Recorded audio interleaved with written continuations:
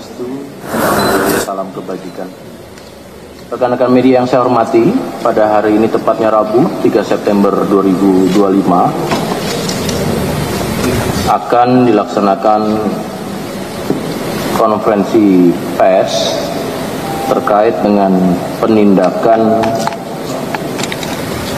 akun media sosial yang kegiatannya atau aktivitasnya tentu kita ketahui melakukan penghasutan ataupun provokasi terkait dengan perkembangan dinamika yang ada sejak kemarin tanggal 25 sampai dengan 28 Agustus 2025. Rekan-rekan, dalam hal ini yang saya hormati Bapak Direktur Tipit Siber Bareskrim Polri, yang kami hormati juga Wadir Tipit Siber Bareskrim Polri, dan di sini hadir para Kasubdit dan juga dari Polda Metro Jaya. Rekan-rekan, untuk menyingkat waktu, pada kesempatan ini kami persilakan kepada Bapak Direktur Siber Bareskrim Polri untuk menyampaikan terkait dengan penindakan tersebut. Silakan. Terima kasih Bapak Kapolres. Assalamualaikum warahmatullahi wabarakatuh. Shalom, Om Swastiastu, Namo Buddhaya, salam kebajikan, salam sejahtera bagi kita semua. Yang saya hormati Bapak Karopenmas di Humas Polri, Brigjen Pol Trunoyudo Wisnu Andiko, SIK, Wakil Direktur Tindak Pidana Cyber, Kombes Pol Andri Sudarmadi, SIK MH, Kasubdit 1, Kasubdit 2, Kasubdit 3, Direktorat Tindak Pidana Cyber Bareskrim Polri, Wakil Direktur Reserse Cyber Polda Metro Jaya, dan penyidik Direktorat Reserse Kriminal Umum Polda Metro Jaya, serta rekan-rekan media yang kami hormati. Pada kesempatan kali ini, kami akan menyampaikan konferensi pers penindakan akun-akun media sosial yang melakukan provokasi terkait unjuk rasa pada tanggal 25 dan 28 Agustus 2025. Disampaikan kepada rekan-rekan media, Direktorat Tindak Pidana Cyber Bareskrim Polri dan Polda jajaran telah melakukan kegiatan patroli cyber sejak tanggal 23 Agustus 2025 sampai dengan tanggal 3 September 2025 terkait isu demonstrasi yang terjadi sebagai langkah kegiatan preemptif dan preventif.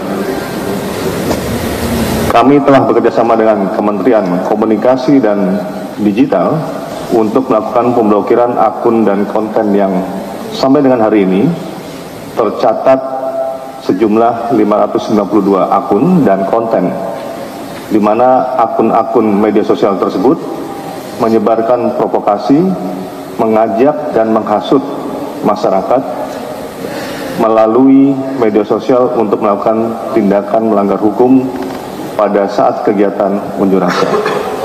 Kalau kita melihat dari visualisasi bahwa ini adalah contoh akun-akun yang provokatif, yang menghasut dan mengajak masyarakat melalui media sosial untuk kegiatan-kegiatan yang bisa dikenakan tindak pidana. Selanjutnya, Direktorat Tindak Pidana Bareskrim Polri bersama dengan Direktorat Reserse Cyber Polda Metro Jaya telah melakukan penegakan hukum terhadap akun-akun yang melakukan provokasi tersebut. Kami telah menerima 5 laporan polisi yang kemudian kami tindak lanjuti dengan melakukan penangkapan terhadap 7 orang tersangka dengan rincian sebagai berikut. 2 orang tersangka telah dilakukan penahanan oleh Direktorat Cyber Polda Metro Jaya. 2 orang tersangka telah ditahan di Direktorat Cyber Bareskrim Polri. 2 orang tersangka ditahan Subdit Jatranmas Ditreskrim Polda Metro Jaya, dan 1 orang tersangka ditangani oleh Direktorat Cyber Bareskrim Polri yang tidak dilakukan penahanan. ada beberapa tersangka yang memang dilakukan proses penegakan hukum oleh Cyber Baris Krim Polri dan juga dilakukan proses oleh Direktorat Krim Polda Metro Jaya. 2 orang tersangka yang telah ditahan oleh Direktorat Cyber Polda Metro Jaya berdasarkan laporan polisi nomor LP B6073 8 Romawi 2025 SPKT Polda Metro Jaya tanggal 27 Agustus 2025, yaitu 1 tersangka WH, pemilik akun Instagram Bekasi_menggugat, jumlah pengikut 831. 2. Tersangka KA, pemilik akun Instagram Aliansi Mahasiswa Penggugat, jumlah pengikut 202.000. Konten yang diunggah kedua akun tersebut merupakan manipulasi penciptaan perubahan informasi elektronik, yaitu larangan saudara Said Iqbal kepada pelajar dan BEM untuk mengikuti demo buruh pada aksi 28 Agustus menjadi, jadi dirubah nih, menjadi ajakan bagi pelajar untuk ikut turun demo buruh.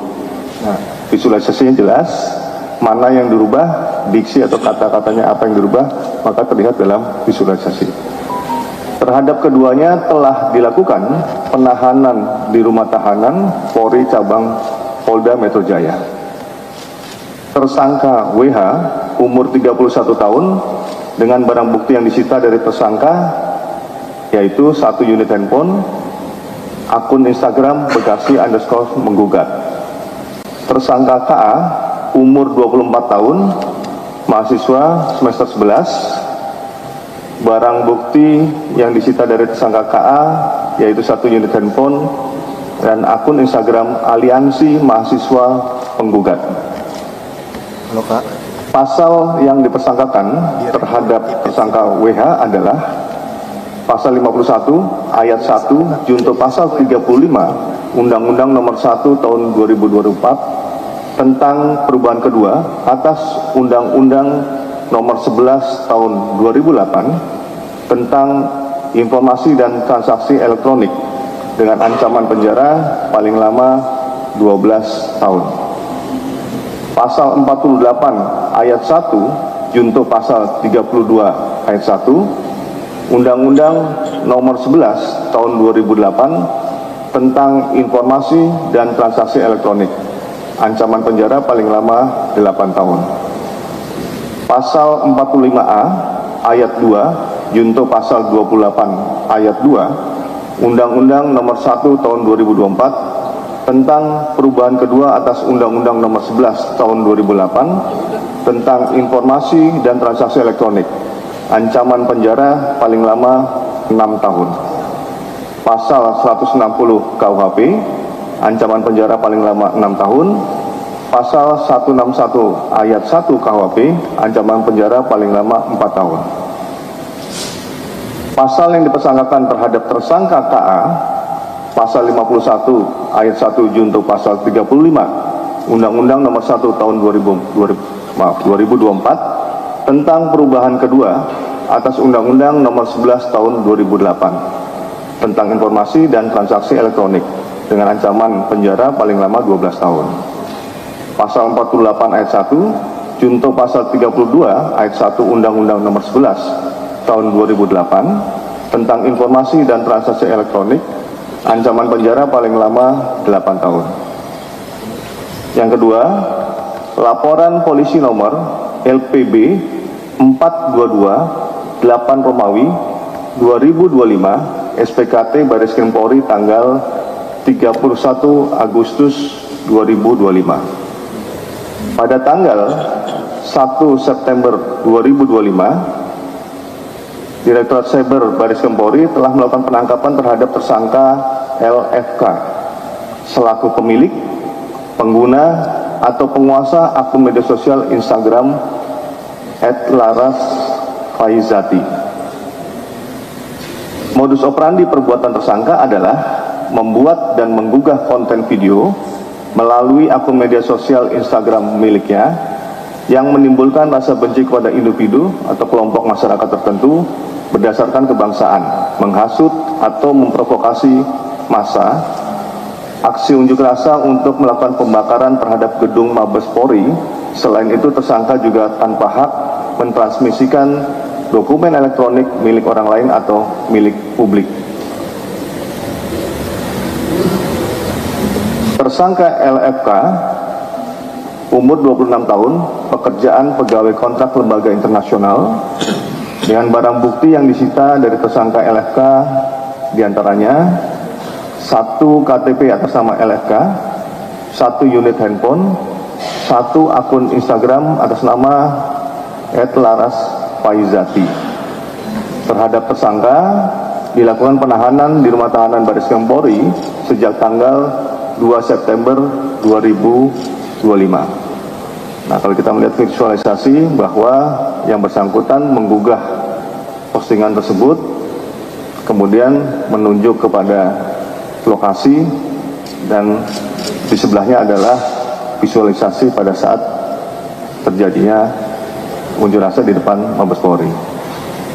Tersangka mengunggah konten di lokasi yang berdekatan dengan Mabes Polri yang merupakan objek vital nasional yang bisa memetakan target lebih dekat dengan potensi membahayakan, dan yang bersangkutan posting pada saat adanya demo di Mabes Polri di mana berpotensi memberikan penguatan tindak anarkisme dengan jumlah pengikut akun Instagram larasfaizati 4008. Pasal yang dipersangkakan terhadap tersangka LFK, pasal 48 ayat 1 junto pasal 32 ayat 1 Undang-Undang Nomor 11 Tahun 2008 tentang Informasi dan Transaksi Elektronik, ancaman penjara paling lama 8 tahun. Pasal 45A ayat 2 junto pasal 28 ayat 2 Undang-Undang Nomor 1 Tahun 2004 tentang perubahan kedua atas Undang-Undang Nomor 11 Tahun 2008 tentang Informasi dan Transaksi Elektronik, ancaman penjara paling lama 6 tahun. Pasal 160 KUHP, ancaman penjara paling lama 6 tahun. Pasal 161 ayat 1 KUHP, ancaman penjara paling lama 4 tahun. Ketiga, laporan polisi nomor LPB 423 8 Romawi 2025 SPKT Bareskrim Polri tanggal 31 Agustus 2025. Pada tanggal 1 September 2025, Direktorat Cyber Bareskrim Polri telah melakukan penangkapan terhadap tersangka CS selaku pemilik, pengguna atau penguasa akun media sosial TikTok @cecepmuni. Tersangka membuat konten berdasarkan perkembangan situasi demo. Konten provokatif yang dibuat tersangka berpotensi membahayakan objek vital nasional, yaitu memberikan hasutan untuk melakukan demo di Bandara Soekarno-Hatta yang dapat mengganggu ketertiban masyarakat. Tersangka CS umur 30 tahun, pekerjaan karyawan swasta. Barang bukti yang disita dari tersangka antara lain 1 lembar KTP atas nama CS, 1 unit handphone, 1 akun TikTok atas nama @cecepmuni. Terhadap tersangka tidak dilakukan penahanan, namun wajib lapor 2 kali dalam 1 minggu. Pasal yang dipersangkakan terhadap tersangka CS, pasal 161 ayat 1 KUHP dengan ancaman penjara paling lama 4 tahun. Keempat, laporan polisi nomor LPB 421 8 Romawi 2025 SPKT Bareskrim Polri tanggal 31 Agustus 2025. Pada tanggal 1 September 2025, Direktorat Cyber Bareskrim Polri telah melakukan penangkapan terhadap tersangka IS selaku pemilik, pengguna atau penguasa akun media sosial TikTok HS02775. Modus operandi perbuatan tersangka adalah membuat dan menggugah konten video melalui akun media sosial TikTok miliknya dengan tujuan menimbulkan rasa benci kepada individu, kelompok masyarakat tertentu berdasarkan kebangsaan, menghasut atau memprovokasi massa aksi unjuk rasa, untuk melakukan penjarahan di rumah saudara Sahroni, saudara Eko Patrio, saudara Uya Kuya, dan saudara Puan Maharani. Terlihat di dalam visualisasi itu postingan-postingan yang dibuat oleh tersangka yang bersangkutan untuk melakukan ajakan penjarahan di rumah saudara Sahroni, Eko Patrio, saudara Uya Kuya, dan saudari Puan Maharani. Tersangka IF, umur 39 tahun, pekerjaan karyawan swasta. Barang bukti yang disita dari tersangka IS antara lain 1 KTP atas nama saudara IS, 1 unit handphone, 1 akun TikTok atas nama @hs02775. Terhadap tersangka dilakukan penahanan di rumah tahan Barreskrim Polri sejak tanggal 2 September 2025. Akun tersebut memproduksi konten provokatif dengan potensi membahayakan objek vital nasional dan memberikan hasutan untuk menjarah rumah anggota DPR, yaitu Bapak Sahroni, Eko Patrio, dan Bapak Uya Kuya, dan Ibu Puan Maharani. Akunnya juga akun anonimus, sehingga akun ini menjadi indikator memberikan provokasi terhadap situasi yang terjadi. Akun TikTok tersangka memiliki pengikut sejumlah 2.281 akun. Pasal yang dipersangkakan terhadap tersangka IS adalah Pasal 45 ayat 2 junto Pasal 28 ayat 2 Undang-Undang Nomor 1 Tahun 2024 tentang perubahan kedua atas Undang-Undang Nomor 11 Tahun 2008 tentang informasi dan transaksi elektronik. Ancaman penjara paling lama 6 tahun. Pasal 160 KUHP, ancaman penjara paling lama 6 tahun. Pasal 161 ayat 1 KUHP, ancaman penjara paling lama 4 tahun. Kelima, laporan polisi nomor LPB 424 8 Romawi 2025 SPKT Barreskrim Polri tanggal 31 Agustus 2025. Pada tanggal 3 September 2025, Direktorat Cyber Barreskrim Polri telah melakukan pemeriksaan sebagai tersangka terhadap SB selaku pemilik, pengguna atau penguasa akun media sosial Facebook dengan nama akun Nanu dengan jumlah pertemanan 1.800 dan tersangka G selaku pemilik, pengguna atau penguasa akun media sosial Facebook dengan nama akun Bambu Runcing yang merupakan keduanya adalah suami istri. Disampaikan kepada rekan-rekan media bahwa tersangka SB dan K ditangkap pada hari Senin tanggal 1 September 2025 oleh Subdit Jatanras Ditreskrim Polda Metro Jaya.